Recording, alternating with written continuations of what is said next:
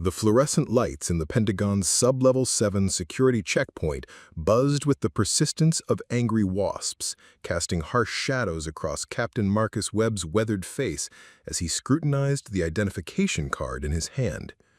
The woman standing before his desk remained perfectly still, her posture military straight despite the civilian clothes, dark jeans, a simple black sweater, and boots that had seen better days. Her auburn hair was pulled back in a practical ponytail, and her green eyes held a patience that spoke of someone accustomed to waiting for clearance, for permission, for the machinery of bureaucracy to finally turn in her favor. "Ma'am, I'm going to need you to step back while I verify this," Captain Webb said, his voice carrying the authority of someone who had spent 15 years checking credentials and catching forged documents. The woman, her ID read Dr. Elena Vasquez, nodded once and took 2 precise steps backward, her hands clasped behind her back in a gesture that was unmistakably military despite her civilian attire. The security checkpoint hummed with the quiet efficiency of a machine that never slept. 3 other guards monitored banks of screens showing every corridor, every elevator, every secure door in the building's lower levels. The air carried the sterile scent of industrial cleaning products mixed with the metallic tang of electronic equipment running at full capacity. Somewhere in the walls, ventilation systems whispered secrets through ducts that connected to rooms most of the building's occupants would never see. Webb's fingers moved across his keyboard with practiced precision, inputting Dr. Vasquez's identification number into the system.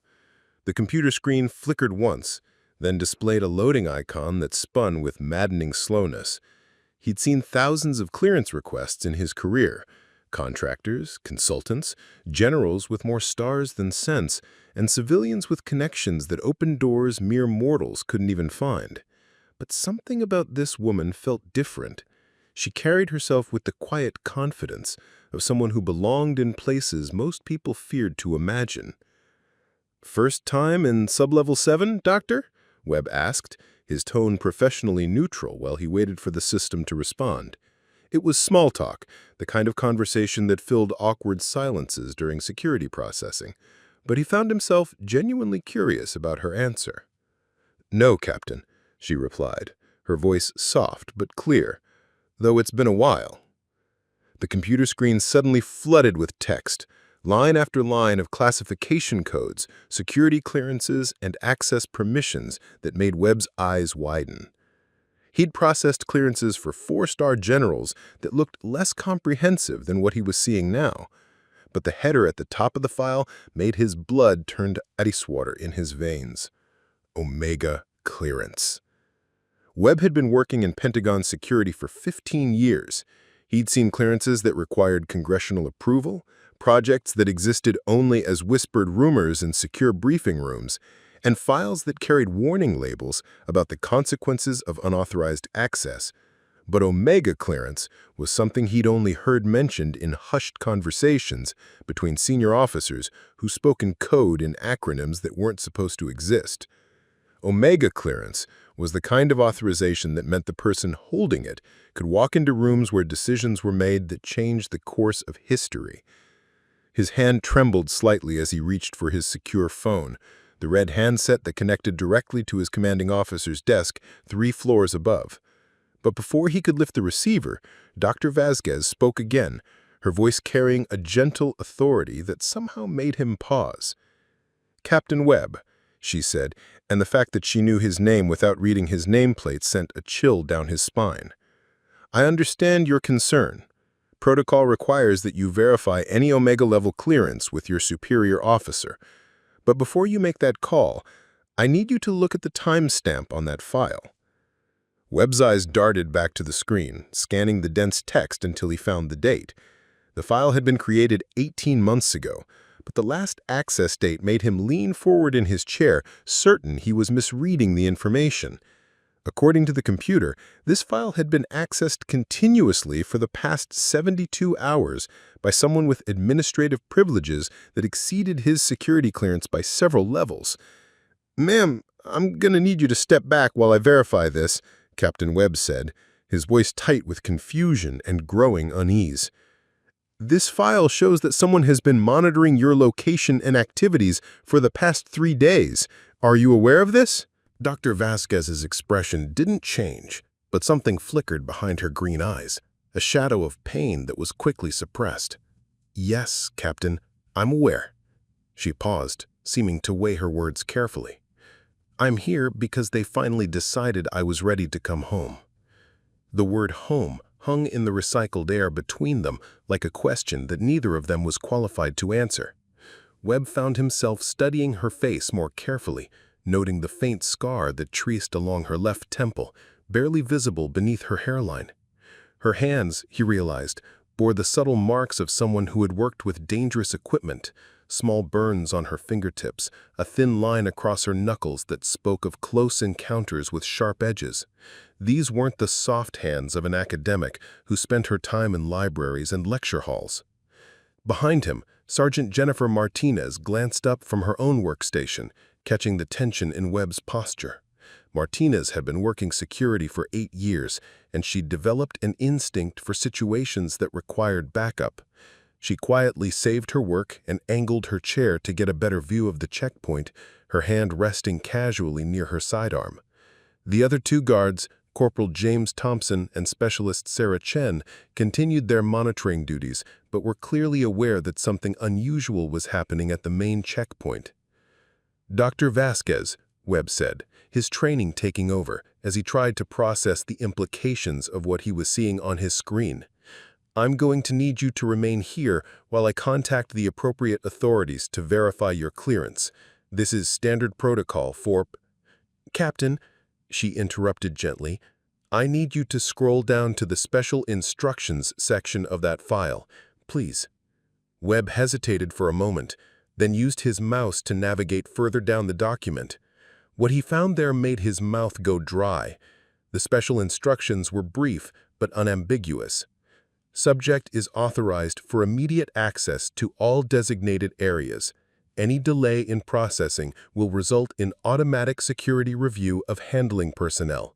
Direct questions to General Patricia Hawthorne, Office of Special Projects, extension 7391. General Hawthorne. He had never met her personally, but her reputation preceded her throughout the Pentagon's corridors. She was the kind of officer who appeared in briefings that were classified above his pay grade, who made decisions that affected global security policy, and who had the kind of access that made even full colonels speak in respectful whispers. If Dr. Vasquez was involved in General Hawthorne's office, then this was far above his security clearance level. But what truly unsettled Webb was the growing realization that Dr. Vasquez seemed to know more about what was happening than he did. She stood with the patient stillness of someone who had expected this exact conversation, who had perhaps rehearsed various versions of it in her mind. There was almost sad about her composure, as if she were watching a play she'd seen performed too many times before. "Ma'am," Webb said, his training taking over as he tried to process the implications of what he was seeing on his screen. "Can you tell me the nature of your business in Sublevel 7 today?" Dr. Vasquez was quiet for a long moment, her eyes focused on something beyond the security checkpoint, perhaps beyond the walls of the Pentagon itself. When she spoke, her voice carried the weight of someone who had seen things that would haunt her dreams for years to come. "I'm here to finish something I should have completed 18 months ago, Captain. Something that's been waiting for me to find the courage to come back." She met his eyes directly, and he saw in them a depth of experience that made his own military service feel insignificant. "I'm here to tell the truth about what happened during Project Shadowhawk." The words hung in the air like smoke from a distant fire, carrying with them implications that Webb couldn't begin to fathom. Project Shadowhawk wasn't just a name in a classified file. It was a ghost story that haunted the Pentagon's darkest corners, a whispered legend about operations that crossed lines most people didn't even know existed. If Dr. Vasquez was involved in Shadowhawk, then she had been part of something that existed at the very edges of what the military was willing to acknowledge. Behind him, Sergeant Martinez had quietly activated the checkpoint's recording system, ensuring that whatever was about to happen would be documented according to protocol. But even as she followed the procedure, she couldn't shake the feeling that they were all about to become part of something much larger than a routine security clearance verification. Dr. Vasquez reached into her jacket pocket and withdrew a small, worn leather notebook, its pages yellowed with age and use. She held it carefully, as if it contained something precious and dangerous in equal measure. "This contains the real story of what we found out there, Captain. What we were asked to do and what we chose to do instead." She paused, her fingers tracing the notebook's worn cover. 18 months ago, I walked away from Project Shadowhawk because I couldn't live with the silence anymore. Today, I'm here to break that silence, regardless of the consequences. Webb stared at the notebook in her hands, understanding instinctively that whatever secrets it contained would change everything he thought he knew about his work, his duty, and the institution he had served faithfully for 15 years. The fluorescent lights continued their relentless buzzing, the computers hummed with electronic whispers, and somewhere in the building's depths, decisions were being made that would ripple outward into a world that had no idea what storms were gathering in the shadows. As he reached once again for the secure phone, Webb realized that this moment, this choice between following protocol and confronting an uncomfortable truth, would define not just his career, but his understanding of what it truly meant to serve his country.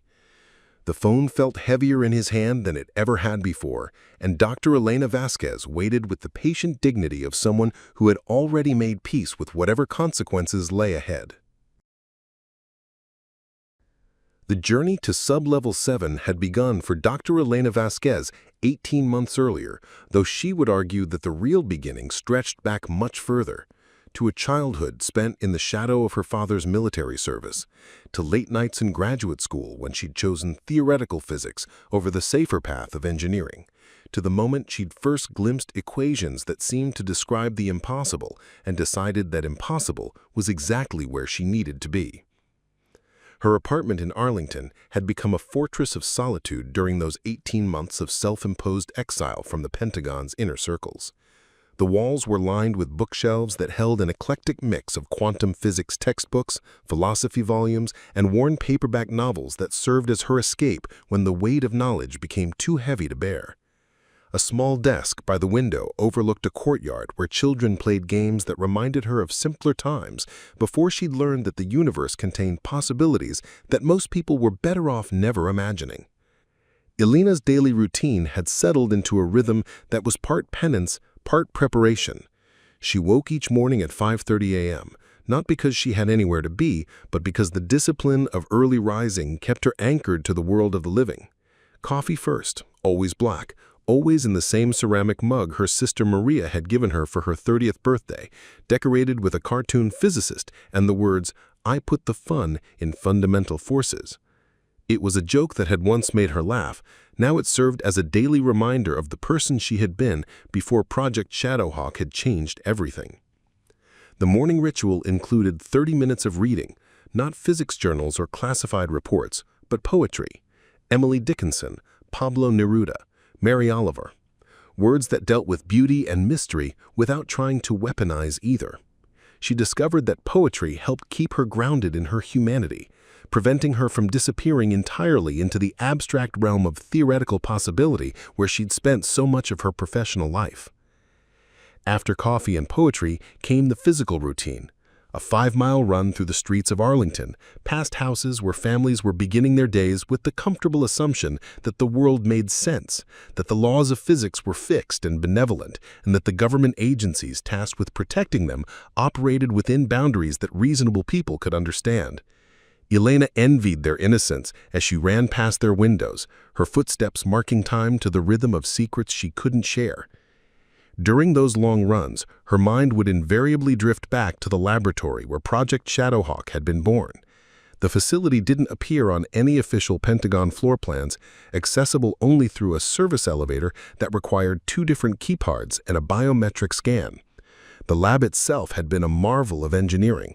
White walls that seemed to absorb sound, workstations with computers that weren't connected to any network, And at the center of it all, the device that had started as a theoretical exercise and somehow become something that defied every assumption about what was possible. Dr. Sarah Chen had been the first to notice the anomaly. Sarah, with her infectious laugh and her habit of wearing colorful socks that violated uniform regulations but somehow never earned her a reprimand. Sarah, who could explain the most complex quantum mechanical principles using nothing but hand gestures and kitchen metaphors. She'd been running calculations on quantum entanglement applications when the numbers started behaving strangely. Not incorrectly, but in ways that suggested the universe was far more flexible than any of them had previously imagined. "Elena, you need to see this," Sarah had called out on that Tuesday morning in March, her voice carrying the excitement of discovery mixed with something that might have been concern. "The entanglement isn't degrading over distance the way it should. It's actually getting stronger." Elena had left her own workstation to look over Sarah's shoulder at the data streaming across multiple monitors. The numbers told a story that shouldn't have been possible.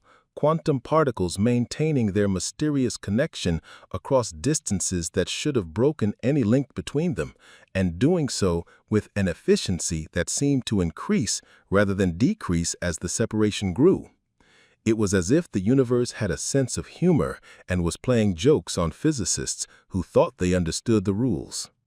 Dr. Marcus Webb, not the security captain, but the project's senior theoretical physicist, had joined them at Sarah's workstation, his coffee cup forgotten as he absorbed the implications of what they were seeing. Marcus was the kind of scientist who approached problems with methodical precision, breaking complex issues into manageable components until solutions emerged through pure intellectual force. But the data on Sarah's screen seemed to resist that kind of analysis, suggesting instead that they were looking at something that operated according to principles they hadn't yet discovered. "Have we verified the calibration on all the sensors?" Marcus had asked, though Elena could hear in his voice that he already knew the equipment wasn't the problem. They'd spent months preparing for these experiments, checking and double-checking every component until they were certain that any anomalous results would represent genuine discoveries rather than measurement errors. Elena remembered the moment when understanding had crystallized in her mind, not as a gradual realization, but as a sudden shift in perspective that left her feeling simultaneously exhilarated and terrified. The quantum particles weren't just maintaining their entanglement over impossible distances. They were creating something new, something that bridged the gap between theoretical possibility and practical application in ways that could revolutionize everything from communication to transportation to the fundamental nature of reality itself. But along with that understanding came the sobering awareness of what such a discovery would mean in the hands of people who saw science primarily as a tool for gaining advantage over enemies, real or imagined. Elena had spent her career believing that knowledge was inherently neutral, that the pursuit of truth was always justified regardless of potential applications. Project Shadowhawk had forced her to confront the possibility that some discoveries carried responsibilities that extended far beyond the laboratory. The team had worked in 18-hour shifts for 3 weeks, refining their understanding of the phenomenon and developing ways to control and direct it. Elena's apartment now contained notebooks filled with equations that described how to manipulate the fabric of space-time itself, how to create connections between distant points that bypassed all the normal limitations of physics. The mathematics were beautiful in their elegance, but the implications were terrifying in their scope. Colonel Patricia Hawthorne, she'd been promoted to general in the months since, had visited the lab regularly during those intense weeks, asking pointed questions about practical applications and timelines for operational deployment. Elena had tried to explain that they were dealing with fundamental forces that required careful study before any applications could be safely developed, but she could see in the colonel's eyes the same hunger she'd witnessed in graduate school when military contractors visited physics departments looking for the next generation of weapons technology. Dr. Vasquez, I need you to understand that this project has implications for national security that extend far beyond academic curiosity. We have intelligence suggesting that hostile nations are pursuing similar research.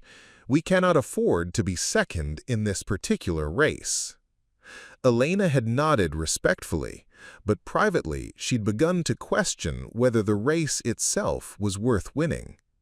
The phenomenon they'd discovered didn't just allow for instantaneous communication or transportation. It created possibilities for surveillance and interference that could fundamentally alter the balance of power between nations, between institutions, between individuals and the systems that governed their lives. Her apartment's kitchen window faced east, toward the Pentagon, and during those 18 months of exile, she'd found herself staring in that direction each evening as the sun set behind her. The building was too far away to see from her apartment, but she knew it was there, knew that somewhere in its depths the work continued without her. She'd left behind colleagues who'd become friends, research that represented the culmination of her career, and questions that might never find answers because she'd chosen conscience over curiosity. The decision to walk away had come during a late-night session when the team had successfully created a stable connection between 2 points separated by 300 miles. Elena had been monitoring the data feeds when she'd realized that the connection could be used to observe and influence events at the distant location in ways that violated every principle of privacy and consent she held dear. The device they'd created could make any location, any conversation, any private moment accessible to anyone with the right equipment and clearance level. She'd tried to raise her concerns with Marcus and Sarah, but they'd been swept up in the excitement of discovery, focused on the technical challenges rather than the ethical implications. When she'd approached Colonel Hawthorne with her reservations, she'd been told that such concerns were above her clearance level and that her job was to make the technology work, not to question how it might be used. That night, Elena had gone home to her apartment and spent hours walking from room to room, trying to imagine how it would feel to live in a world where privacy was an illusion, maintained only by the goodwill of people who possessed technology that could reach across any distance to observe, to listen, to influence. She'd thought about her sister Maria, who worked as a teacher in California, and whose greatest concern was whether her students were learning enough to succeed in life. She thought about her parents, now retired, who'd raised her to believe that knowledge was a gift to be shared responsibly. By dawn, she'd made her decision. She'd resigned from Project Shadowhawk effective immediately, citing personal reasons that she couldn't elaborate on due to security restrictions. Colonel Hawthorne had accepted her resignation with obvious displeasure, but Elena's clearance and the classified nature of the work meant that she was bound by secrecy agreements that prevented her from discussing her reasons with anyone outside the project. For 18 months, she'd lived with the weight of that silence, watching news reports and wondering whether the events she was seeing might be connected to technology she'd helped develop. Every breakthrough in communication technology, every report of unprecedented surveillance capabilities, every story about governments knowing things they shouldn't have been able to know made her wonder whether Project Shadowhawk had continued without her, whether her decision to walk away had made any difference at all. The leather notebook she now carried had become her constant companion during those months, filled with her memories of the project, her analysis of its implications, and her growing conviction that the world deserved to know what was possible when the boundaries of physics were pushed beyond their traditional limits. She'd written it as a form of therapy initially, a way to process her experiences and come to terms with her decision to leave. But gradually, it had evolved into something more, a testament to the responsibility that came with knowledge, and a record of what happened when that responsibility was ignored. Now, standing in the Pentagon's Sub-Level 7 security checkpoint, Elena felt the weight of those 18 months like a physical presence. Every morning run, every evening spent staring toward the Pentagon, every night lying awake wondering whether she'd made the right choice, had led to this moment. The leather notebook she now carried contained not just technical details, but the story of how brilliant people could create something beautiful and terrible, and how institutions could transform discovery into power in ways that the discoverers never intended. Captain Webb was still holding his secure phone, still weighing his options, still trying to understand what he'd stumbled into. Elena watched him with the patience of someone who had spent 18 months preparing for this conversation, knowing that whatever happened next would determine whether her silence had been cowardice or preparation, whether walking away had been surrender or strategy. The secure phone in Captain Webb's hand rang once before General Patricia Hawthorne's voice cut through the static, crisp and immediate despite the encrypted connection. "Captain Webb, this is General Hawthorne. I understand you have Dr. Vasquez at your checkpoint." Webb straightened involuntarily, his 15 years of military training responding to the authority in her voice, even through the digital distortion of the secure line. "Yes, ma'am, that's correct. I was calling to verify her clearance level. The system is showing—" "Captain," General Hawthorne interrupted, her tone carrying the weight of someone accustomed to being obeyed without question. "Dr. Vasquez has the highest possible clearance for this facility. You are authorized to escort her immediately to Conference Room 7 Alpha. Do not delay, do not make copies of any documentation, and ensure that your interaction is logged as routine clearance verification only."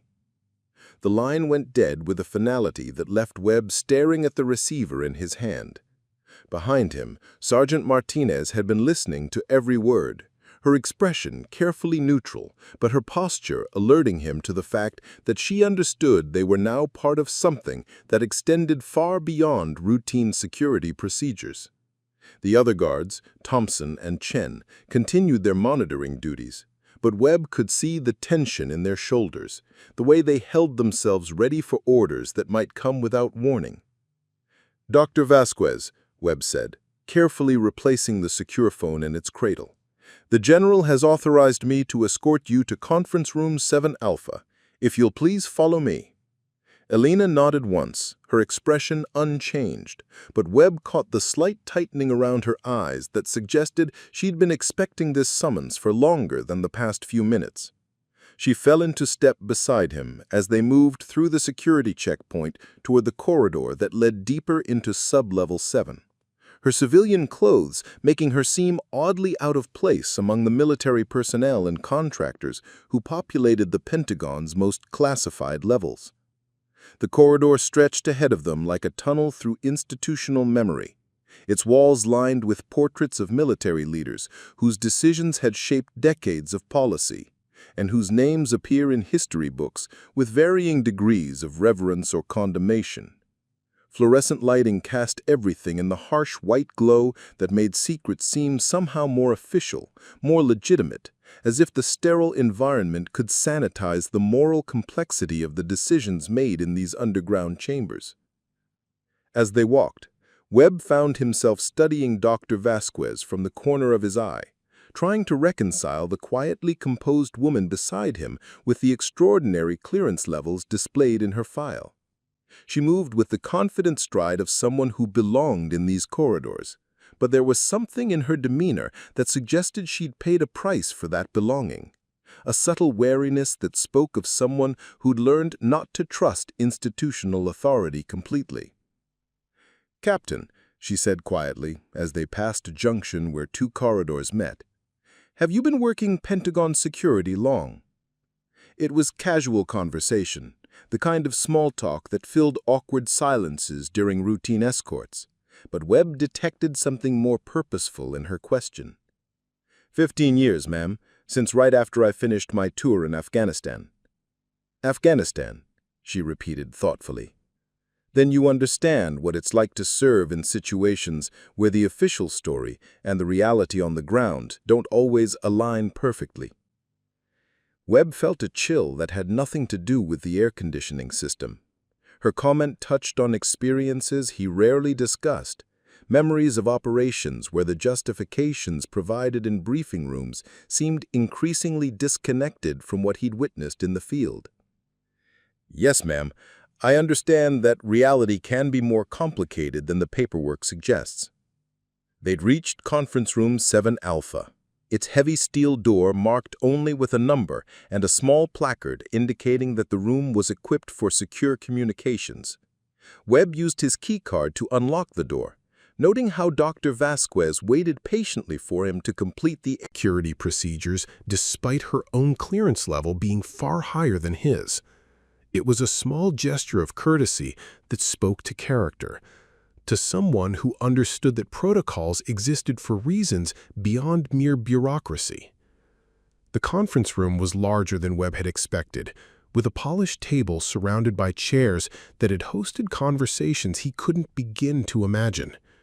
Multiple screens lined the walls, currently dark, but equipped with capabilities that could connect this room to secure facilities around the world. The air held the faint ozone smell of electronic equipment running continuously, and somewhere in the walls, recording devices waited to capture whatever words were about to be spoken. "Thank you, Captain," Dr. Vasquez said as she took a seat at the table, placing her worn leather notebook carefully in front of her. "I appreciate your professionalism during what I know must be an unusual situation." Webb hesitated at the door, uncertain whether he was supposed to remain or leave. His training told him to wait for explicit dismissal, but his instincts suggested that whatever was about to happen in this room was far above his clearance level. "Ma'am, do you need me to remain for security purposes?" "That won't be necessary," came General Hawthorne's voice from the room's intercom system, her words carrying an authority that brooked no discussion. "Captain Webb, please return to your duties. Dr. Vasquez will be escorted back to the checkpoint when our meeting concludes."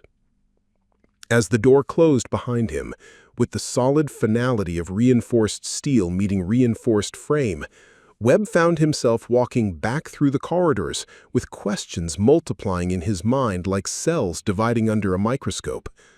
The official story was simple enough: routine clearance verification, followed by routine escort to routine meeting.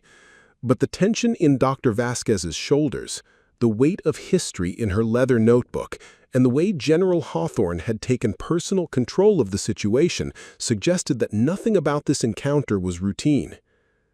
Back at the security checkpoint, Sergeant Martinez looked up from her workstation with the expression of someone who'd been fielding questions while he was gone. "Sir, we've had 3 different departments call asking about a Dr. Vasquez. Each one claimed they needed information for different reasons, and each one seemed surprised when I told her she was already in the building." Webb felt the pieces of an increasingly complex puzzle shifting in his mind. "What kind of departments, Sergeant?" "The Congressional Liaison Office wanted to know if she'd checked in yet. The Inspector General's office asked about any unusual security incidents today. And someone from the Office of Special Projects called asking whether we'd processed any Omega-level clearances in the past week." Martinez paused, her fingers drumming against her desk in a nervous rhythm. "Sir, in 8 years working security here, I've never seen this level of interest in a single person's movements." Before Webb could respond, his secure phone rang again. This time, the voice on the other end belonged to Colonel David Santos, Webb's immediate supervisor and a man who'd spent 20 years navigating the Pentagon's bureaucratic labyrinth with the skill of someone who understood that survival often depended on knowing which questions not to ask. "Webb, I need you to pull the access logs for Dr. Elena Vasquez immediately. Print them out, secure them in a classified envelope, and bring them to my office. Don't discuss this with anyone, and don't leave any electronic copies on your system. Sir, may I ask what this is regarding? You may ask, but I can't answer. Just follow my instructions exactly. Captain Webb, be very careful with those logs. There are people in this building who are very interested in Dr. Vasquez's activities, and not all of them have her best interests at heart.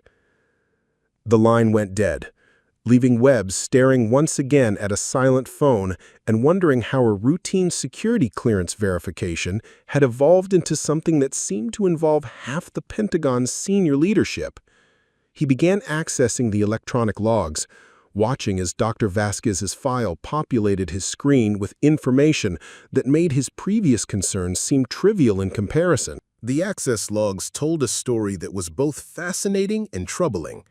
Over the past 18 months, her file had been viewed by individuals with clearance levels that extended far beyond anything Webb had encountered in his career. The list read like a directory of the Pentagon's most classified operations, people whose names appeared in briefings that were themselves classified, who made decisions that affected global policy without appearing in any public records. But more disturbing than the frequency of access was the pattern it revealed. Someone had been tracking Dr. Vasquez's activities with systematic precision. Her daily routines, her contacts, her financial transactions, even her library records and grocery purchases. The surveillance was comprehensive enough to construct a detailed portrait of her life during her 18 months away from government service, raising questions about why someone with her clearance level would require such intensive monitoring. As Webb printed the logs, Sergeant Martinez approached his desk with the careful posture of someone delivering unwelcome news. "Sir, I just received a priority message from the Congressional Liaison Office. They're sending a representative down to verify that Dr. Vasquez received proper security protocols during her visit today. They specifically asked whether she was alone or accompanied by anyone during her time in Sublevel 7. Webb looked up from the printer, feeling the weight of institutional politics settling around him like a gathering storm. Congressional oversight was a normal part of Pentagon operations, but the timing of this inquiry suggested that Dr. Vasquez's visit had triggered concerns that extended beyond routine security reviews. Someone was worried about what she might say, or what she might reveal, or what consequences might flow from her return to the building she'd walked away from 18 months earlier. The printer finished its work with mechanical efficiency, producing pages of data that Webb placed in a classified envelope according to Colonel Santos's instructions. But as he sealed the envelope, he found himself thinking about Dr. Vasquez's comment regarding the difference between official stories and ground truth. His 15 years in military service had taught him that the most important truths were often found in the spaces between official accounts, in the discrepancies and inconsistencies that revealed what people really thought was important. Conference Room 7 Alpha remained sealed, its occupants engaged in conversations that Webb could only imagine. But based on the activity swirling around Dr. Vasquez's visit, he suspected that whatever truths were being discussed in that room would have implications that extended far beyond a single individual's security clearance. The Pentagon was a machine designed to process information and transform it into policy. But sometimes, the information it processed changed the nature of the machine itself. As he prepared to deliver the access logs to Colonel Santos, he realized that he was now part of whatever was unfolding around Dr. Vasquez's return.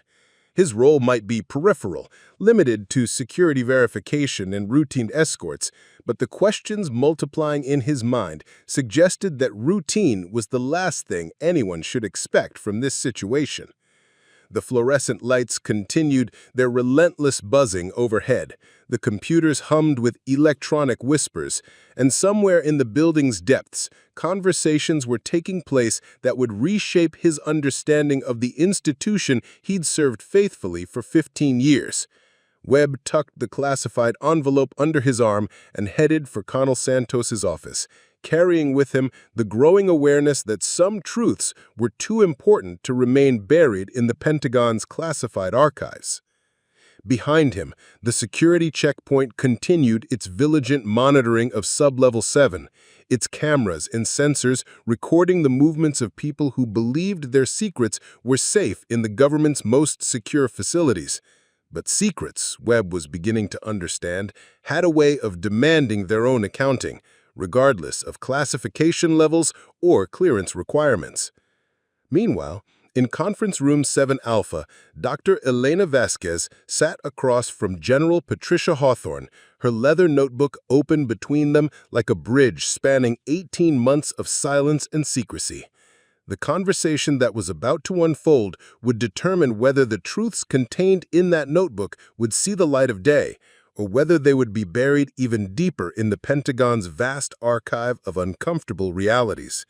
The stakes, Webb realized as he walked through corridors lined with portraits of military leaders, were higher than anyone had been willing to acknowledge. Dr. Vasquez hadn't returned to Sublevel 7 for a routine meeting or a simple debriefing. She'd come back to challenge the very foundations of the projects she'd helped create, to force an institution that thrived on secrecy to confront the consequences of its own actions.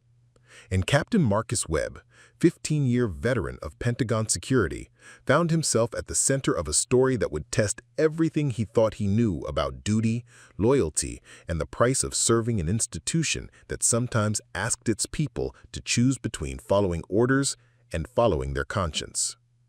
General Patricia Hawthorne entered Conference Room 7 Alpha with the measured stride of someone who had spent decades learning to control every aspect of her presence. At 52, she carried herself with the authority of multiple tours and hostile territories and the political acumen necessary to navigate the Pentagon's upper echelons. Her uniform was impeccable, her silver hair pulled back in a regulation style that emphasized the sharp angles of her face, and her eyes held the calculating intelligence of someone accustomed to making decisions that affected millions of people she would never meet. "Dr. Vasquez," she said, taking the seat directly across from Elena at the polished conference table. "It's been 18 months since we last spoke. I trust you've used that time productively." Elena kept her hands folded calmly in her lap, her leather notebook closed but positioned where General Hawthorne could see it clearly. "I've used it to gain perspective, General, to understand the full implications of what we were creating in that laboratory." "And what conclusions have you reached?" Hawthorne's tone was professionally neutral, but Elena detected the underlying tension of someone preparing for a conversation she'd been dreading for months. That Project Shadowhawk wasn't just a research initiative, it was a proof of concept for surveillance and intervention capabilities that violate every principle of privacy and consent that democratic societies are supposed to protect. General Hawthorne leaned back in her chair, her expression unchanged, but her posture suggesting someone who'd expected this accusation and had prepared responses for it. "Dr. Vasquez, I think you're allowing your civilian perspective to cloud your understanding of national security realities. The technology we developed has applications that extend far beyond surveillance." "Applications like what?" Elena turned a page in her notebook, revealing detailed sketches of the quantum entanglement device they'd constructed. Remote influence of electronic systems? Instantaneous communication that bypasses all existing security protocols? The ability to observe and manipulate events at any location without physical presence? She looked up from the notebook, her green eyes meeting Hawthorne's steady gaze. "General, we created the infrastructure for a surveillance state that would make George Orwell's imagination seem quaint by comparison." The silence that followed stretched between them like a taut wire, filled with the weight of 18 months of unspoken truths. General Hawthorne studied Elena's face with the intensity of someone trying to gauge the depth of an opponent's commitment to their position. Finally, she reached into her briefcase and withdrew a tablet computer, its screen displaying classified documents that Elena recognized as continuation reports from Project Shadowhawk. "Dr. Vasquez, in the 18 months since you left the project, We've used the technology you helped develop to prevent 3 terrorist attacks, locate 4 kidnapped American citizens, and identify 17 foreign intelligence operatives working within our own government." Hawthorne's voice carried the conviction of someone who believed absolutely in the righteousness of her cause. Elena felt the familiar weight of moral complexity settling over her like a heavy coat. She'd spent 18 months wrestling with exactly these kinds of justifications, wondering whether her concerns about privacy and consent were luxuries that people in positions of real responsibility couldn't afford. But her time away from the Pentagon had also given her perspective on how easily good intentions could be corrupted by institutional momentum and political pressure. "General, I don't question the value of those outcomes," Elena said, her voice steady despite the emotional turbulence beneath her words. "But I need you to understand what we actually created. The quantum entanglement network doesn't just allow observation. It creates the possibility for real-time manipulation of any electronic system within range. That includes voting machines, financial networks, medical devices, transportation systems. We built a tool that could destabilize entire societies if it fell into the wrong hands." Hawthorne's expression sharpened, and Elena saw in her eyes the recognition of someone who understood the technical implications, but had perhaps not fully considered their social and political ramifications. "Are you suggesting that the technology is inherently too dangerous to use?" "I'm suggesting that the technology requires safeguards and oversight that don't currently exist," Elena replied, turning to another page in her notebook where she documented her proposals for ethical guidelines and accountability mechanisms. "When I tried to raise these concerns 18 months ago, I was told that such considerations were above my clearance level. But General, nobody's clearance level should be high enough to make decisions about this technology without proper oversight." The conference room's intercom system crackled to life, interrupting their conversation with the voice of Colonel Santos. "General Hawthorne, I apologize for the interruption, but we have a situation that requires your immediate attention. Congressional oversight has initiated an inquiry into Project Shadowhawk based on information from an undisclosed source." Elena watched General Hawthorne's face carefully as she processed this information. The slight tightening around her eyes suggested that this development had been anticipated but had been hoped against, that someone in the Pentagon's upper echelons had been preparing for the possibility that Project Shadowhawk's secrets might become public knowledge. "Colonel Santos, have we identified the source of the congressional inquiry?" Hawthorne's voice remained professionally controlled, but Elena detected the underlying tension of someone whose carefully managed situation was beginning to spiral beyond her control. "Negative, ma'am, but the inquiry specifically mentions concerns about quantum entanglement applications and unauthorized surveillance capabilities. The language suggests that the source has detailed technical knowledge of the project." Elena felt a chill that had nothing to do with the conference room's air conditioning. The timing of this congressional inquiry, coming precisely as she was meeting with General Hawthorne, suggested that someone else had been monitoring the situation and had chosen this moment to apply political pressure. But who else had access to detailed technical information about Project Shadowhawk? And what did they hope to accomplish by bringing congressional oversight into the situation?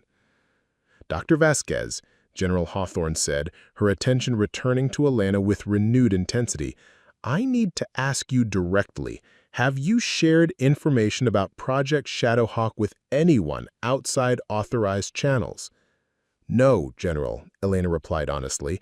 "The notebook contains my personal analysis and concerns, but I haven't discussed the technical details with anyone that doesn't already have appropriate clearance." "Then someone else with project access has decided to involve Congress in matters that should remain within military channels." Hawthorne's voice carried a note of anger that Elena hadn't heard before, the frustration of someone who prided herself on controlling information flow and maintaining operational security. "This complicates our situation considerably." Elena closed her notebook and leaned forward, her decision crystallizing in her mind with the clarity that came from 18 months of careful consideration. General, I didn't come here today to threaten you or to undermine national security. I came here because I believe the American people deserve to know that their government has developed capabilities that fundamentally alter the relationship between citizens and state authority. And I believe, Hawthorne replied, her voice carrying the weight of decades of military service, that some knowledge is too dangerous for public consumption. Dr. Vasquez, you're an idealist, and that's an admirable quality in a scientist, but idealism becomes a liability when it conflicts with the practical requirements of national defense. The philosophical divide between them had never been clearer. Elena represented the tradition of scientific inquiry that valued truth and transparency as fundamental principles, while General Hawthorne embodied the military mindset that prioritized operational effectiveness and strategic advantage. Both perspectives had merit, but they led to fundamentally different conclusions about how society should balance security against freedom. General, Elena said, her voice soft but determined, 18 months ago, I walked away from this project because I couldn't reconcile my conscience with the potential applications of what we were creating. Today, I'm here to offer you the chance to implement the safeguards and oversight mechanisms that should have been in place from the beginning. She opened her notebook to a section near the back, revealing pages of carefully drafted proposals for congressional oversight committees, judicial review processes, and public disclosure protocols that could allow the technology to be used responsibly while maintaining appropriate security measures. These are frameworks for accountability, Elena continued, ways to ensure that the capabilities we developed serve the public interest rather than institutional convenience. If we implement these safeguards voluntarily, we can maintain control over how the technology is used while addressing legitimate concerns about government overreach. General Hawthorne studied the proposals with the intensity of someone evaluating a complex military strategy.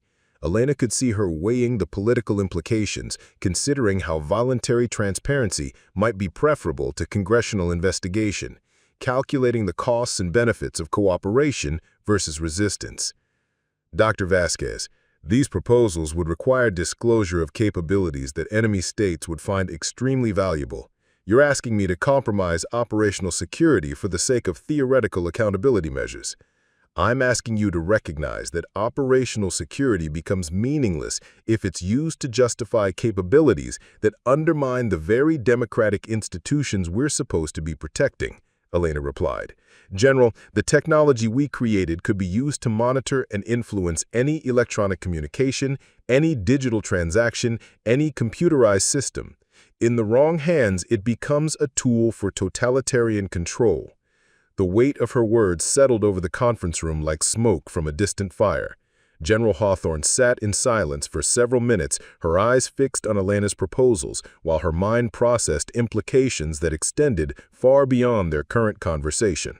Finally, she looked up with the expression of someone who had reached a decision that would define the remainder of her career. Dr. Vasquez, I need you to understand something about the world we're operating in.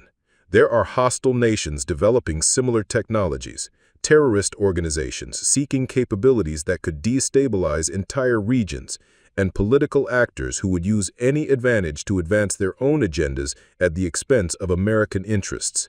Her voice carried the conviction of someone who had seen the darker aspects of international relations firsthand. The safeguards you're proposing assume a level of good faith and institutional stability that may not exist. Elena nodded, acknowledging the validity of Hawthorne's concerns while maintaining her own position. General, I understand the threats you're describing, but I also understand that abandoning accountability in the name of security creates the very conditions that allow democratic institutions to be subverted from within. The choice isn't between safety and freedom, it's between responsible oversight and unchecked power. The intercom crackled again, interrupting their philosophical debate with Colonel Santos's voice carrying a new note of urgency. General Hawthorne, we've received word that the congressional inquiry has been elevated to a formal investigation. Representative Sarah Martinez from the House Intelligence Committee is requesting immediate briefings on all quantum research projects conducted within the Pentagon over the past 2 years. Elena felt a jolt of recognition at the name. Representative Martinez had built her career on government accountability issues, and her position on the Intelligence Committee gave her access to classified information that most members of Congress never saw. If Martinez was leading the investigation, it meant that someone with serious political credibility was prepared to challenge the Pentagon's handling of Project Shadowhawk. General, Elena said, her voice carrying a new sense of urgency. This investigation is going to happen whether we cooperate or not. The question is whether we participate in shaping the oversight process or whether we allow it to be imposed on us by people who don't understand the technical complexities involved. General Hawthorne's expression suggested someone calculating rapidly shifting political realities, weighing the costs of resistance against the benefits of cooperation. Elena could see her recognizing that the situation had moved beyond military channels into the realm of congressional oversight, where different rules applied and where transparency often became a political weapon rather than a tool for accountability. Dr. Vasquez, Hawthorne said finally, I'm going to ask you to do something that goes against every instinct I've developed in 30 years of military service. I'm going to ask you to help me figure out how to make this technology accountable to democratic oversight without compromising national security. The admission represented a fundamental shift in their relationship, transforming Elena from a potential security threat into a collaborator in the complex process of balancing competing interests and values. But it also marked the beginning of a much more difficult conversation about how democratic societies should handle capabilities that existed at the intersection of scientific possibility and political power. General, Elena replied, her voice steady with the conviction that had carried her through 18 months of uncertainty. I think we can find a way to serve both security and accountability, but it's going to require honest conversations about what we've created and what it means for the future of democratic governance. As they began the delicate work of crafting proposals that could satisfy congressional oversight while maintaining operational effectiveness, Elena realized that her 18-month journey away from the Pentagon had been preparation for exactly this moment, the chance to help shape how extraordinary technological capabilities would be integrated into a democratic society's institutional framework. The fluorescent lights continued their relentless buzzing overhead. The recording devices captured every word for posterity, and somewhere in the building's depths, decisions were being made that would determine whether Project Shadowhawk became a cautionary tale about unchecked government power, or a model for responsible technological development in an increasingly complex world. 6 months after Elena Vasquez and General Hawthorne began their unlikely collaboration in Conference Room 7 Alpha, the landscape of government accountability had shifted in ways that neither of them could have anticipated. The congressional investigation, led by Representative Sarah Martinez, had evolved from a confrontational inquiry into a constructive process for developing oversight mechanisms that satisfied both security requirements and democratic principles. Elena found herself in the unusual position of serving as a liaison between the scientific community and congressional oversight committees, helping translate complex technical concepts into policy frameworks that elected officials could understand and implement. Her apartment in Arlington had been transformed into an informal headquarters for the Transparency Initiative, its walls now covered with organizational charts, accountability flowcharts, and timelines that track the implementation of new oversight protocols. The leather notebook that had once contained her private concerns about Project Shadowhawk had evolved into a comprehensive guide for ethical technology development, its pages supplemented by input from ethicists, constitutional scholars, and policy experts from across the political spectrum. What had begun as Elena's personal attempt to process her experiences had become a collaborative effort to ensure that future scientific breakthroughs would be developed with appropriate consideration for their social and political implications. Captain Marcus Webb had found his role at the Pentagon Security Checkpoint expanded to include coordinating with the new Congressional Oversight Liaison Office, a department that had been created specifically to manage the information flow between classified research projects and elected representatives with appropriate security clearances. His 15 years of experience navigating the Pentagon's security protocols had made him an invaluable resource for lawmakers who needed to understand both the technical capabilities and operational requirements of projects like Shadowhawk. Captain Webb, Representative Martinez said during one of her regular briefings in Conference Room 7 Alpha, "I need you to help me understand how the security protocols we're implementing will affect day-to-day operations. The last thing we want is to create oversight mechanisms that interfere with legitimate national security functions."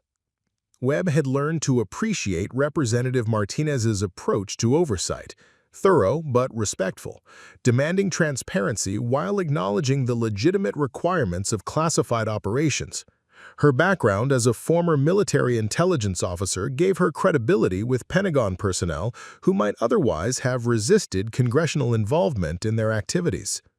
"Ma'am," Webb replied, consulting the comprehensive briefing materials that Elena had helped prepare, "the new protocols actually streamline the security clearance process for most routine operations. The additional oversight only kicks in for projects that involve capabilities with potential civilian applications or that raise constitutional concerns."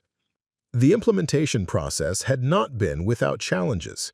General Hawthorne had faced significant resistance from Pentagon colleagues who viewed the transparency initiatives as unnecessary concessions to political pressure. Several high-ranking officers had argued that congressional oversight would compromise operational security and give hostile nations insights into American capabilities that they could exploit for strategic advantage. But Elena's careful documentation of Project Shadowhawk's potential for misuse had provided compelling evidence that some level of external oversight was necessary to prevent the technology from being employed in ways that violated constitutional principles. Her technical expertise, combined with General Hawthorne's operational experience, had created a framework that satisfied security requirements while addressing legitimate concerns about government overreach. Dr. Sarah Chen, Elena's former colleague from the original Shadowhawk team, had initially viewed the transparency initiatives with skepticism. She'd built her career on the assumption that scientific research should be guided by curiosity and technical feasibility rather than political considerations, and she worried that congressional oversight would stifle innovation and slow the pace of discovery. "Elena," Sarah had said during one of their regular coffee meetings at a cafe near the Pentagon, "I understand your concerns about accountability, but I'm worried that we're creating bureaucratic obstacles that will prevent us from developing technologies that could genuinely benefit humanity." Elena had spent months addressing similar concerns from scientists and engineers who feared that oversight mechanisms would become barriers to legitimate research. Her response had been to help design review processes that distinguished between fundamental research and applications development, ensuring that scientific inquiry could continue while providing safeguards for technologies with significant social implications. "Sarah, the oversight framework doesn't restrict basic research," Elena had explained, pulling out charts that showed how the new protocols would work in practice. "What it does is create decision points where we pause to consider the implications of moving from theoretical possibility to practical application. It's not about stopping research, it's about ensuring that we develop powerful technologies responsibly." The quantum entanglement technology that had started Project Shadowhawk continued to evolve under the new oversight framework, but its development proceeded along paths that emphasized beneficial applications rather than surveillance capabilities. Medical researchers had begun exploring how quantum communication could revolutionize emergency response systems, while transportation engineers investigated applications that could improve traffic management and reduce accident rates. Dr. Marcus Webb, the physicist, not the security captain, had initially resisted the oversight requirements, but had gradually come to appreciate how the accountability mechanisms forced the research team to think more carefully about the long-term implications of their work. The additional review processes had actually improved the quality of their research by encouraging more systematic analysis of potential applications and unintended consequences. Elena was right about the need for a broader perspective, Marcus admitted during a team meeting 9 months after the oversight implementation began.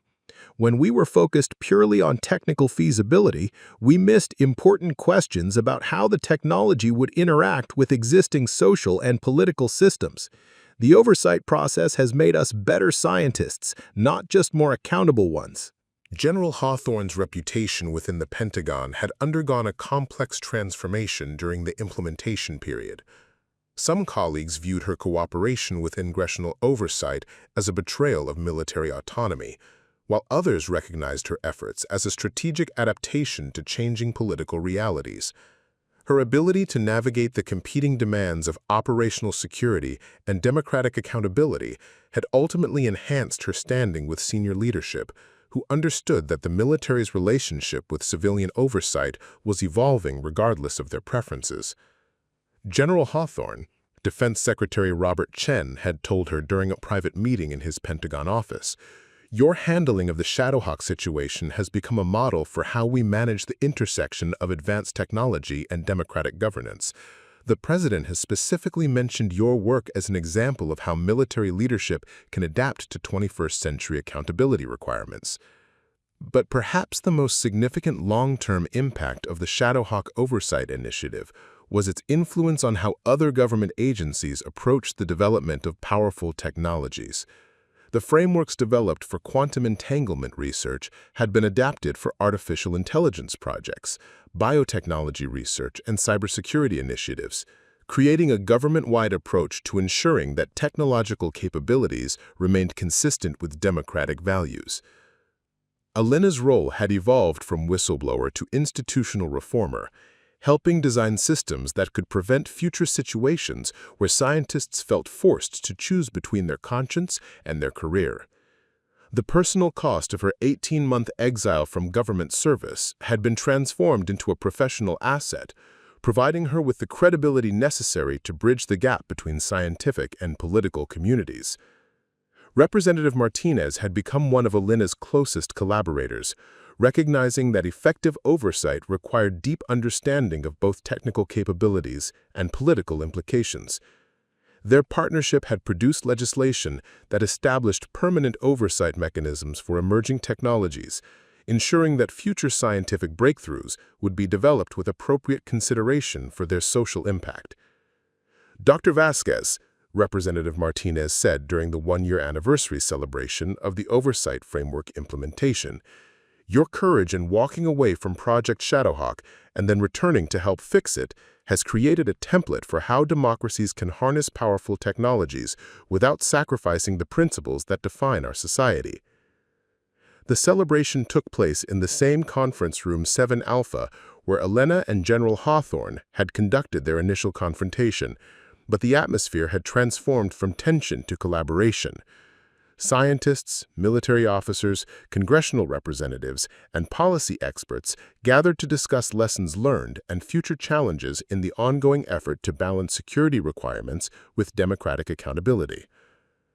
Captain Webb, still working security, but now also serving as a liaison between the Pentagon and congressional oversight offices, reflected on how his understanding of military service had evolved during the years since Dr. Vasquez had first appeared at his checkpoint. Her quiet determination to serve her country and her conscience had challenged his assumptions about the relationship between loyalty and accountability. "Serving your country sometimes means questioning your country," Webb had told his security team during a recent training session.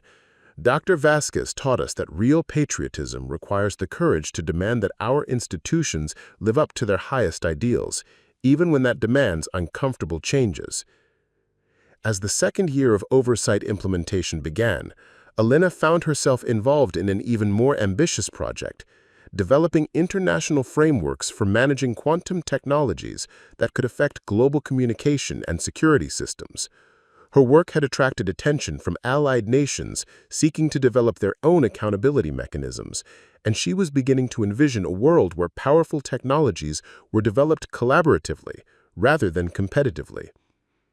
The leather notebook that had once contained her private concerns about Project Shadowhawk now resided in the Smithsonian Institution's collection of documents related to science policy and democratic governance. Its pages had been digitized and made available to researchers studying the intersection of technology and political accountability, ensuring that future generations of policymakers and scientists could learn from the lessons of Project Shadowhawk and the ongoing effort to balance innovation with accountability. Generations could learn from the challenges and solutions of the early 21st century's technological revolution.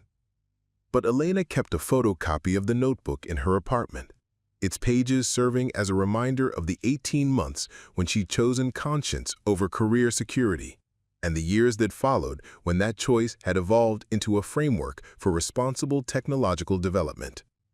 The equations and diagrams that had once seemed like dangerous secrets had become the foundation for systems that protected both security and freedom. General Hawthorne, now serving as the Pentagon's senior advisor on technology oversight, had found that her reputation for navigating complex political challenges had opened new opportunities for strategic leadership. Her experience managing the Shadowhawk transition had prepared her for similar challenges involving artificial intelligence, biotechnology, and other emerging fields where military applications intersected with civilian concerns. The future of national security, General Hawthorne had written in a widely circulated policy paper, depends on our ability to develop powerful technologies while maintaining the trust and support of the democratic societies we're sworn to protect. Dr. Vasquez's courage in challenging Project Shadowhawk ultimately made us stronger, not weaker. As Elena looked back on the journey from her solitary apartment to the collaborative networks she now helped coordinate, she realized that her 18 months of exile had been preparation for a lifetime of work at the intersection of science and democracy. The questions that had driven her away from Project Shadowhawk about responsibility, accountability, and the social implications of scientific discovery had become the foundation for new institutions and processes that would shape how humanity approached technological development for generations to come. 3 years later, the auditorium at Georgetown University was packed beyond capacity, with students sitting in the aisles and standing along the walls to hear Dr. Elena Vasquez deliver the annual Moynihan Lecture on Government Transparency. The lecture series, named after the late Senator Daniel Patrick Moynihan, who had championed government accountability throughout his career, had become one of the most prestigious forums for discussing the intersection of democracy and institutional power. Elena stood at the podium, looking out at an audience that included not only students and faculty, but also current and former government officials, journalists, and activists from around the world. The young woman who had once sat alone in her Arlington apartment wrestling with the implications of quantum entanglement technology had evolved into one of the leading voices on technology policy and democratic accountability. "The story I want to tell you tonight," Elena began, her voice carrying across the crowded auditorium with the confidence of someone who had learned to speak truth to power, begins with the question that every scientist must eventually confront. What happens when your discovery has the potential to change the world in ways you never intended? She clicked a remote control, and the screen behind her displayed an image of the original Project Shadowhawk laboratory, its white walls and sophisticated equipment looking almost mundane despite the revolutionary work that had taken place there. Many in the audience recognized the facility from congressional hearings and academic conferences where the Shadowhawk case had become a touchstone for discussions about scientific responsibility and government oversight. 5 years ago, I was part of a team that developed technology capable of instantaneous communication and observation across unlimited distances. The applications seemed boundless: emergency response systems that could save lives, communication networks that could connect isolated communities, scientific instruments that could observe distant phenomena with unprecedented precision. Elena paused, her eyes scanning the faces in the audience. But we also created the infrastructure for surveillance capabilities that could fundamentally alter the relationship between governments and citizens. In the front row, Captain Marcus Webb, now Colonel Webb, serving as the Pentagon's senior liaison to academic institutions, watched Elena with the pride of someone who had witnessed her transformation from concerned scientist to institutional reformer. Beside him sat General Patricia Hawthorne, who had taken leave from her Pentagon duties to serve as a visiting fellow at Georgetown's Center for Security and Emerging Technology. The choice I faced 5 years ago, Elena continued, was whether to remain silent about the implications of what we had created or to risk my career by speaking out about technologies that existed beyond public awareness or democratic oversight. I chose to walk away from the project, and for 18 months I lived with the burden of knowledge I couldn't share and concerns I couldn't express. She clicked to the next slide, which showed a photograph of Conference Room 7 Alpha during one of the early Oversight Committee meetings. The image captured the tension and uncertainty of those first months when scientists, military officers, and congressional representatives had struggled to develop frameworks for managing technologies that challenged traditional categories of classification and oversight. But walking away was only the beginning of the story. The real work began when I returned to the Pentagon to advocate for transparency and accountability mechanisms that could allow powerful technologies to be developed responsibly within democratic institutions. Elena's voice carried the conviction of someone who had seen how individual conscience could influence institutional change. What happened next surprised everyone involved.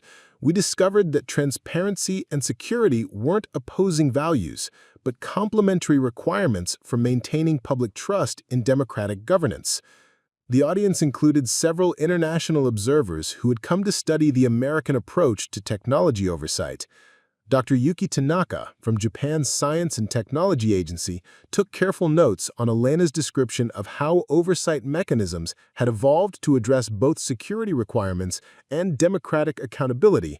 Similar initiatives were being developed in allied nations facing their own challenges with emerging technologies that crossed traditional boundaries between military and civilian applications. The oversight framework we developed for quantum technologies has now been adapted for artificial intelligence, biotechnology, cybersecurity, and space-based systems, Elena explained, displaying a chart that showed how the Shadowhawk precedent had influenced policy development across multiple government agencies. But more importantly, it has changed how we think about the relationship between scientific discovery and social responsibility. In the audience, Sarah Chen, now Dr. Chen, leading a quantum communication research program at MIT, reflected on how her own understanding of scientific responsibility had evolved during the years since Project Shadowhawk. The oversight requirements that she had initially viewed as bureaucratic obstacles had become integral parts of her research methodology, forcing her team to consider social implications alongside technical feasibility from the earliest stages of their work. Elena advanced to a slide showing recent applications of quantum communication technology that had emerged under the oversight framework, medical emergency networks that could coordinate response efforts across vast distances, environmental monitoring systems that could track climate changes in real time, educational platforms that could connect students in remote areas with teachers and resources anywhere in the world. The technologies we were developing in secret 5 years ago are now being used openly to address some of humanity's most pressing challenges, Elena said. The difference is that they're being developed with appropriate safeguards, public awareness, and democratic input into how they should be applied. But Elena knew that the audience was also aware of the ongoing challenges. The oversight framework had been successful in the United States, but other nations were developing similar technologies without comparable accountability mechanisms. The global nature of quantum communication networks meant that responsible development in one country could be undermined by irresponsible applications elsewhere. The work is far from finished, Elena acknowledged, addressing the international concerns directly. Quantum technologies don't respect national boundaries, and neither can the oversight mechanisms designed to manage them responsibly. The frameworks we've developed domestically must evolve into international agreements that ensure these capabilities serve humanity's common interests rather than narrow national advantages. She clicked a slide showing recent initiatives to develop international quantum technology treaties efforts that had grown out of the collaborative relationships forged during the original Shadowhawk oversight process. Representative Martinez, now chairing the House Subcommittee on Emerging Technologies, had become a leading advocate for international cooperation on technology governance. The story of Project Shadowhawk teaches us that individual conscience and institutional accountability can work together to ensure that powerful technologies serve democratic values, Elena continued. But it also reminds us that this balance requires constant vigilance and ongoing commitment from scientists, policymakers, and citizens who understand that technological capability must be matched by moral responsibility. As Elena concluded her prepared remarks and opened the floor for questions, she reflected on the journey that had brought her to this moment. The young woman who had once sat alone in her apartment, wrestling with secrets she couldn't share, had become part of a global community working to ensure that humanity's technological capabilities remain consistent with its highest aspirations.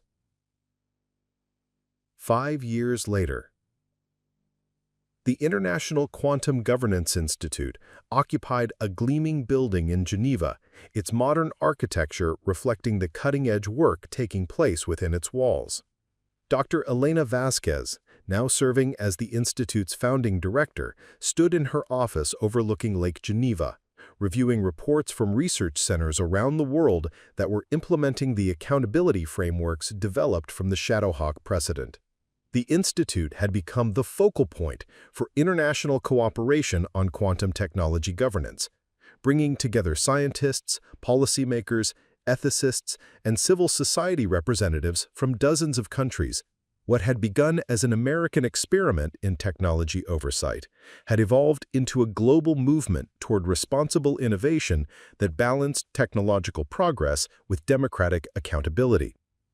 Elena's desk held correspondence from colleagues around the world, updates on new quantum communication networks being deployed for humanitarian purposes, reports on international monitoring systems that tracked compliance with quantum technology treaties, and invitations to conferences where the next generation of scientists was learning to integrate social responsibility into their research methodology.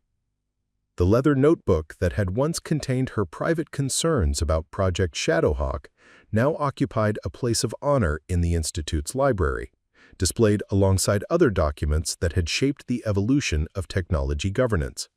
Visitors often paused to read excerpts from Elena's original notes, struck by how personal ethical concerns had evolved into institutional frameworks that influenced global policy. General Hawthorne, now retired from active military service but serving as a senior advisor to the Institute, often reflected on how the confrontation in Conference Room 7 Alpha had changed not just their individual careers, but the entire relationship between military institutions and democratic oversight. The partnership she had developed with Elena had become a model for how security professionals and civilian oversight could work together to address emerging challenges. Colonel Marcus Webb had transitioned from Pentagon security to serving as the Institute's Director of Security Cooperation, helping other nations develop oversight mechanisms appropriate for their political systems and security requirements. His experience managing the initial Shadowhawk investigation had given him unique insights into how transparency and security could be balanced in practice rather than theory. The technologies that had emerged from Project Shadowhawk continued to evolve under the oversight framework, but their development proceeded along paths that emphasized beneficial applications while maintaining safeguards against misuse. Quantum communication networks now connected emergency responders around the world, enabled real-time environmental monitoring on a global scale, and provided secure communication channels for international diplomacy and scientific collaboration. Dr. Sarah Chen, now leading the International Quantum Research Consortium, had found that the oversight requirements initially imposed on her work had actually improved the quality and impact of her research. The requirement to consider social implications alongside technical feasibility had led to innovations that addressed real-world problems rather than pursuing technical capabilities for their own sake. The Shadowhawk precedent taught us that the best science emerges when technical excellence is combined with social responsibility, Dr. Chen had explained during a recent conference presentation. The oversight framework didn't limit our creativity, it focused our creativity on applications that genuinely benefit humanity. But Elena knew that the work was far from complete. New technologies continued to emerge that challenge existing oversight frameworks. Artificial intelligence systems with capabilities that approached human-level reasoning, biotechnology applications that could alter the fundamental nature of life itself, space-based systems that could affect the entire planet's communication and navigation infrastructure. Each new technological frontier required adapted approaches to oversight and accountability, building on the lessons learned from Project Shadowhawk while addressing the unique challenges posed by different types of capabilities. The Institute had become a laboratory for developing governance mechanisms that could keep pace when accelerating technological change. 10 years later, the ceremony marking the 10th anniversary of the Shadowhawk Oversight Framework took place in the same Conference Room 7 Alpha where Elena and General Hawthorne had first confronted the implications of quantum entanglement technology. But the room had been transformed for the occasion, its walls displaying screens showing quantum communication networks operating around the world, connecting researchers, emergency responders, and educators in ways that would have seemed like science fiction just a decade earlier. Elena, now recognized globally as one of the leading architects of technology governance frameworks, stood before an audience that included many of the people who had shaped the original oversight initiative. Representative Martinez, now serving in the Senate, had flown in from Washington to participate in the ceremony. General Hawthorne, despite her retirement, had returned to the Pentagon for the occasion. Colonel Webb, Dr. Chen, and dozens of other scientists, policymakers, and civil society representatives had gathered to reflect on a decade of progress in responsible technology development. 10 years ago, Elena began, her voice carrying the authority of someone who had spent a decade translating ethical concerns into practical governance mechanisms. We faced a choice between secrecy and accountability, between unchecked technological development and responsible innovation. The framework we developed has proven that democratic societies can harness powerful technologies without sacrificing the values that define our civilization. The screens around the room displayed statistics that would have seemed impossible a decade earlier.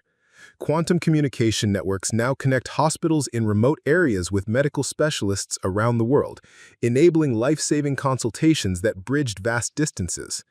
Environmental monitoring systems tracked climate changes in real time, providing early warning for natural disasters and enabling coordinated international responses. Educational networks connected students and teachers across continents, democratizing access to knowledge in ways that were transforming global educational opportunities. But perhaps most importantly, the oversight mechanisms had prevented the dystopian applications that Elena had feared 10 years earlier.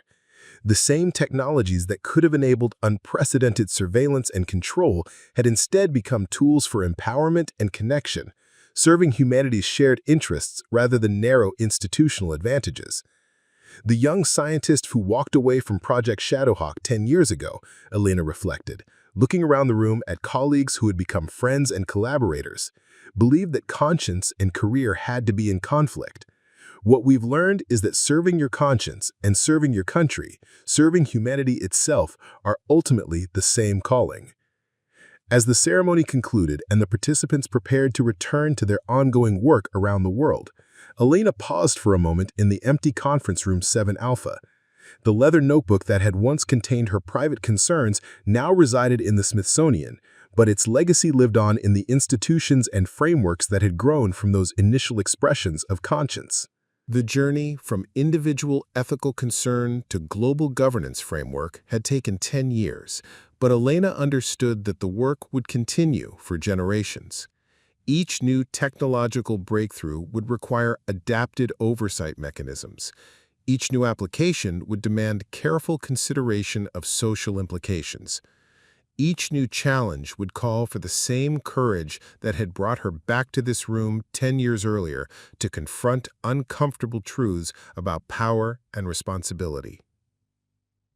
As she prepared to leave the Pentagon and return to her work at the International Quantum Governance Institute, Elena carried with her the satisfaction of someone who had helped prove that individual conscience could influence institutional change, that democratic values could be preserved even as technological capabilities expanded beyond previous imagination, and that the choice between security and freedom was often a false choice, created by people who lacked the courage to seek solutions that honored both values.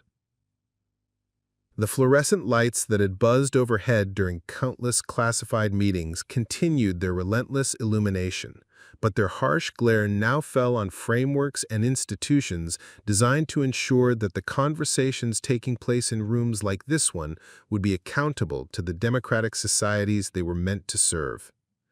The work would continue, generation after generation, as humanity learned to balance its growing technological capabilities with its enduring moral responsibilities. And in classrooms around the world, young scientists were learning that the question wasn't whether their discoveries would change the world, but whether they would have the courage to ensure that change served humanity's highest aspirations rather than its basest fears. 15 years later, the Memorial Garden outside the International Quantum Governance Institute had become a place of quiet reflection for scientists and policymakers from around the world.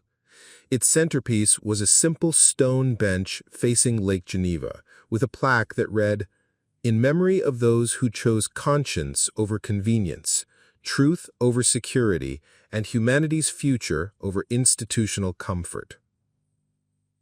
Dr. Elena Vasquez, now in her 60s but still serving as the Institute's director emeritus, sat on the bench during her weekly visits, watching young researchers from dozens of countries collaborate on projects that would have seemed impossible when she first walked away from Project Shadowhawk. The quantum communication networks that had emerged from those early oversight frameworks now connected every continent, enabling real-time coordination on everything from climate response to medical emergencies to educational initiatives that brought the world's knowledge to its most remote communities. The latest reports on her tablet showed the continuing evolution of responsible technology development. Artificial intelligence systems were being developed with built-in ethical constraints that had grown from the Shadowhawk precedent. Biotechnology research proceeded under international oversight mechanisms that ensured genetic engineering served therapeutic rather than enhancement purposes. Space-based technologies operated under treaties that prevented any single nation from gaining strategic advantages that could destabilize international relations. Maria Vasquez Chen, Elena's niece and a brilliant quantum physicist in her own right, often joined Elena on these garden visits. Maria had grown up hearing stories about her aunt's courage in challenging Project Shadowhawk, and those stories had shaped her own approach to scientific research. Now leading a team developing quantum-enhanced medical imaging systems, Maria embodied the generation of scientists who had never known a world where technological development proceeded without ethical oversight. "Aunt Elena," Maria had said during a recent visit, "sometimes I wonder what would have happened if you hadn't found the courage to speak out about Shadowhawk. Would we have developed these same technologies? Would they be serving the same purposes?" Elena had considered the question carefully before responding. "The technologies themselves might have been similar, but I don't think they would be serving the same values. Without oversight, without accountability, without the requirement to consider social implications from the beginning, I suspect they would have become tools for control rather than empowerment." The garden was also a gathering place for the annual Vasquez Fellowship recipients, young scientists from around the world who were selected for their commitment to combining technical excellence with social responsibility. The fellowship program, established by former colleagues and admirers, brought emerging researchers to Geneva to study how ethical considerations could be integrated into cutting-edge scientific work. This year's cohort included researchers from every continent, working on projects that ranged from quantum-enhanced water purification systems for remote communities to communication networks that could maintain global connectivity even during natural disasters. Each project demonstrated how the oversight frameworks developed from the Shadowhawk precedent had evolved to address new challenges while maintaining their core commitment to democratic accountability. Dr. Yuki Tanaka, now director of the Asia-Pacific Quantum Research Consortium, had flown in from Tokyo for the fellowship ceremony. Her own career had been shaped by the international cooperation that had emerged from the Shadowhawk Oversight Initiative, and she often reflected on how different the global research community had become as a result of Elena's courage 15 years earlier. Dr. Vasquez, Yuki had said during the ceremony, your decision to challenge Project Shadowhawk created ripple effects that none of us could have anticipated. The frameworks you helped establish didn't just change how we develop quantum technologies, they changed how we think about the relationship between scientific discovery and social responsibility. Colonel Marcus Webb, now a retired general serving as a senior advisor to multiple international organizations, had developed a friendship with Elena that had deepened over the years. His own journey from Pentagon security officer to advocate for transparency and accountability had paralleled Elena's evolution from concerned scientist to global policy leader. Elena, Webb had told her during a recent conversation, I think about that day when you first appeared at my security checkpoint. I had no idea that verifying your clearance would lead to everything that followed. Your quiet determination to do the right thing changed not just your life, but the lives of millions of people around the world who now benefit from technologies developed under proper oversight. But Elena knew that the most important legacy of the Shadowhawk precedent wasn't the specific frameworks or institutions that had emerged from it. The real legacy was the demonstration that individual conscience could influence institutional change, that democratic values could be preserved even as technological capabilities expanded beyond previous imagination, and that the choice between security and freedom was often a false choice created by people who lacked the imagination to seek solutions that honored both values. The quantum communication networks now connecting the world operated according to principles that balanced utility with privacy, efficiency with security, innovation with accountability. Medical researchers could collaborate instantaneously across continents while maintaining patient confidentiality. Emergency responders could coordinate global relief efforts while respecting national sovereignty. Educators could share knowledge across cultures while preserving local traditions and autonomy. Elena's original leather notebook had become one of the most studied documents in the history of science policy, not because it contained revolutionary technical insights, but because it demonstrated how personal ethical reflection could evolve into institutional transformation. Graduate students around the world wrote dissertations analyzing how Elena's private concerns had been translated into public policy, how individual courage had catalyzed collective action, and how conscience had proven to be not a liability, but an asset in serving the public interest. 20 years later, the auditorium at the United Nations headquarters in New York was filled to capacity for the ceremony marking the 20th anniversary of the Shadowhawk Oversight Framework. Representatives from every member nation had gathered to celebrate what had come to be known as the Geneva Principles, the international agreements on technology governance that had grown from Elena's original challenge to Project Shadowhawk. Elena, now recognized as one of the most influential policy thinkers of the 21st century, stood before the General Assembly to deliver an address that would cap her lifetime of work at the intersection of science and democracy. Her hair had gone completely silver, and her face bore the lines of someone who had spent decades wrestling with complex moral and technical challenges. But her voice remained strong, and her eyes still held the determination that had carried her through that first confrontation with General Hawthorne 20 years earlier. 20 years ago, Elena began, her words being simultaneously translated into dozens of languages for the global audience. A small group of people in a basement conference room in the Pentagon wrestled with questions that seemed impossibly complex. How do democratic societies harness powerful technologies without losing their essential character? How do we balance security requirements with accountability demands? How do we ensure that scientific discoveries serve humanity's shared interests rather than narrow institutional advantages? The audience included many of the people who had shaped the original oversight initiative. General Hawthorne, now in her 70s but still sharp and engaged, sat in the front row alongside Representative Martinez, who had recently been nominated for the Nobel Peace Prize for her work on international technology governance. Colonel Webb, Dr. Chen, and dozens of other scientists, policymakers, and civil society leaders filled the auditorium. The answers we found, Elena continued, surprised everyone involved. We discovered that transparency and security weren't opposing values, but complementary requirements for maintaining public trust. We learned that accountability mechanisms didn't stifle innovation, but focused innovation on applications that genuinely benefited humanity. We found that democratic oversight didn't weaken institutions, but strengthened them by ensuring their legitimacy and effectiveness.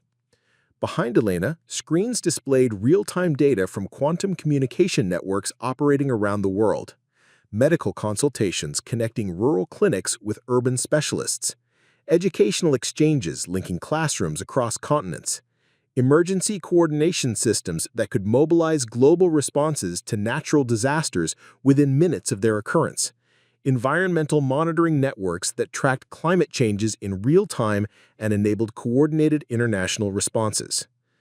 But the statistics Elena found most meaningful weren't about technological capabilities. They were about democratic participation. The oversight frameworks had created new channels for public input into technology policy. Citizens around the world could participate in decisions about how emerging technologies should be developed and deployed. Scientific research proceeded with transparency and accountability that ensured public trust and support. The technologies we were developing in secret 20 years ago, Elena explained, are now being used openly to address humanity's greatest challenges: climate change, global health disparities, educational inequalities, emergency preparedness. All of these challenges have been addressed more effectively because we learned to develop powerful technologies with appropriate safeguards and democratic input. As Elena concluded her address and prepared to step down from her formal roles in international technology governance, she reflected on the journey that had brought her to this moment. The young scientist who had once felt forced to choose between conscience and career had discovered that serving both was not only possible, but essential for meaningful progress. The leather notebook that had started everything was now displayed in the UN's collection of documents that had shaped international law and policy. Its pages, once filled with private concerns and technical diagrams, had become the foundation for frameworks that govern how humanity approached its most powerful technologies. Elena's final words to the General Assembly carried the weight of 2 decades spent proving that individual conscience could influence institutional change. The choice we faced 20 years ago, between secrecy and accountability, between unchecked power and democratic oversight, is a choice that each generation must make for itself. The frameworks we built are not permanent solutions, but tools for ongoing engagement with the eternal challenge of ensuring that human institutions serve human values. As the ceremony concluded and delegates prepared to return to their home countries, Elena knew that her work was complete. The girl who had been inspired by her father's military service to believe in both excellence and integrity had spent her career proving that those values weren't contradictory but complementary. The scientist who had walked away from Project Shadowhawk had returned to help create a world where such difficult choices were no longer necessary. The quantum technologies that had emerged from the Shadowhawk precedent continued to evolve, but they did so within frameworks that ensured their development served humanity's highest aspirations. Young scientists around the world learned their craft with the understanding that technical capability must be matched by moral responsibility, that innovation without accountability was not progress but regression. And in classrooms and laboratories and policy offices around the world, a new generation was taking up the work of ensuring that humanity's growing technological capabilities remained consistent with its enduring democratic values. The conversation that had begun in Conference Room 7 Alpha 20 years earlier continued in countless venues, guided by the principle that Elena had fought to establish, that the choice between security and freedom, between innovation and accountability, between progress and responsibility was often a false choice created by people who lacked the courage to seek solutions that honored all of these values simultaneously. The fluorescent lights that had witnessed Elena's first confrontation with institutional authority continued to burn in Pentagon conference rooms, but now they illuminated conversations guided by frameworks that ensured accountability to the democratic societies those institutions were meant to serve. The work would continue, generation after generation, as humanity learned to balance its growing capabilities with its deepening understanding of moral responsibility. Elena Vasquez walked out of the United Nations headquarters into the New York evening, carrying with her the satisfaction of someone who had devoted her life to proving that individual conscience could change the world, one conversation, one framework, one institution at a time. The choice between serving your conscience and serving your country had proven to be no choice at all. They were the same calling, demanding the same courage, leading to the same destination, a world where power served justice, where innovation served humanity, and where silence was never forgotten.